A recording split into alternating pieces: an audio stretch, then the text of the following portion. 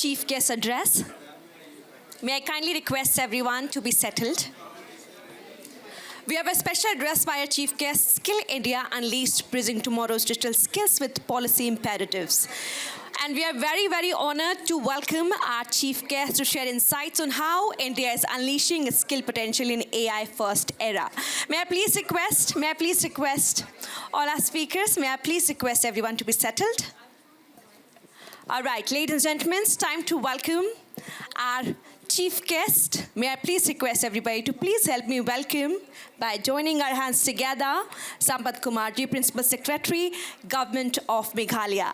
So we are truly, truly honored to welcome you here and everyone bringing your attention back on the stage. It's a very special address and we have our chief guest joining us. Very, very warm welcome, sir. We are truly very honored. Let's join our hands together.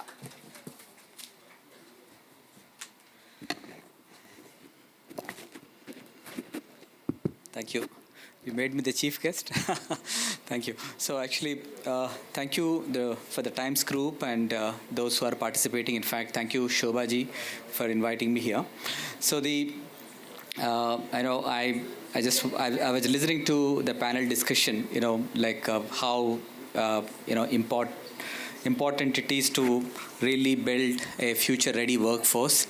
I think I was listening what is that future-ready skills? I really liked one of the speakers saying that starting with empathy. So I think that's something, where I think the future-ready workforce, when we're talking about, in fact, we have to really think of in a more strategic way. So what I just want to share from the policy perspective, what we have been doing in the state of Meghalaya. What we have been doing is that we started really understanding this workforce, what we call it, that human capital, in a different way. So what we did, in fact, there is we designed a systemic, interventions to really, build that human capital right from the foundation. So we have created a structure called, we call it human development pyramid. So when you look at the human development pyramid, in fact, you must, if India's population, you put it into a kind of a pyramidical structure, the base is, is the children.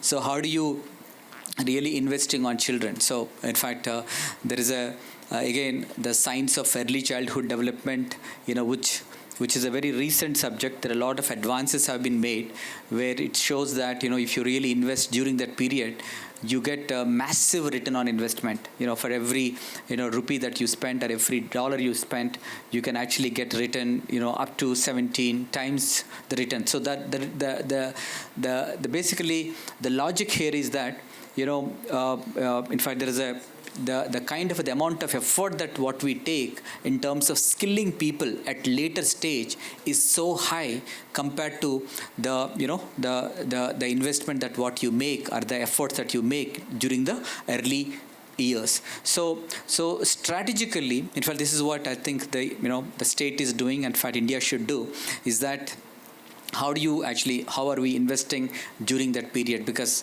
that's a period where, in fact, there are a lot of longitudinal studies have been done across the world where, the people who are invested during that early childhood period, they do phenomenally well. They get better jobs. They earn more money.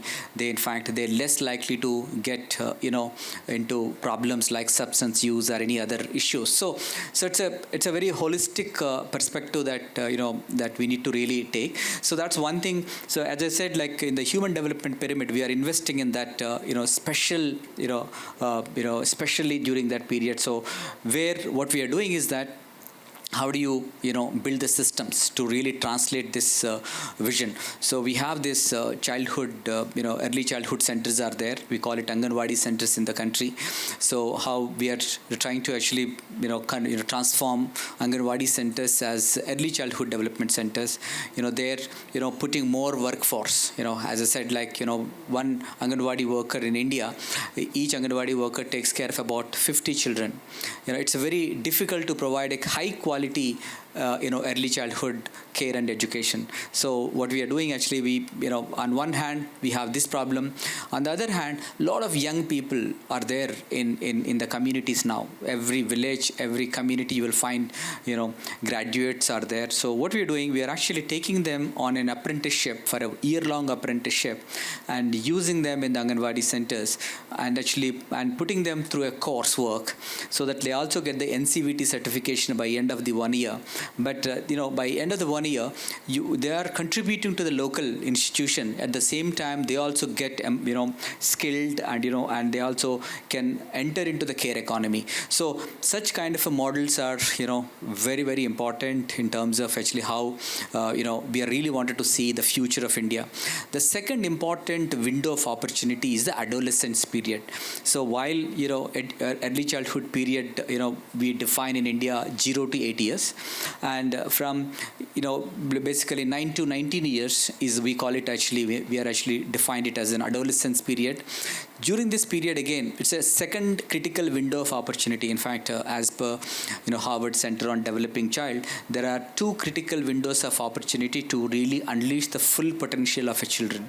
So this is again adolescence period. How there again we require a different kind of a skill set. So not only that we provide the education, the knowledge, but what kind of skills that we are actually imparting in terms of problem solving, in terms of empathy, in terms of the entire approach, the life skills, we call it life skills, and how you are imparting the life skills is also very, very important. So again, we have come up with this idea of putting every week we have one session in the schools of Meghalaya where children are actually basically they enjoy life skill learning. So one sessions, in fact, most of the students look for that session. So in fact, we have done a study with we have very good partners working for this particular work. We have done a study where in fact there is in terms of their problem-solving approach, in terms of empathy, in terms of the communications. In fact, there is a significant, jump within 1 year of this intervention. So again, how do you actually bring these elements into the, policy and, the program implementation? So these are all very important elements. So what I've come here just again, learn from all of you to really get some more, pick up more ideas, how actually we can really build that human capital for Vikasit Bharat, that what actually, entire India is trying to talk about. So how actually we can unleash that potential. So very nice, meeting you and interacting with all of you. But in fact, I'm really appreciate a lot of the speakers who are actually talking about various ideas, including edutech. In fact, there also we are trying to. Edutech is a very phenomenal idea because, for example, we have been using the AI in a different ways. In fact, to reduce maternal deaths, we are using a lot of artificial intelligence, ideas. In fact, our Chief Minister, Mr. Konrad Sangma, has written an article recently in the Indian Express about this particular initiative, what we have done in Meghalaya, where there is a reduction of almost 50% reduction in the maternal mortality rates during the last 5 years. So we can definitely leverage the technology.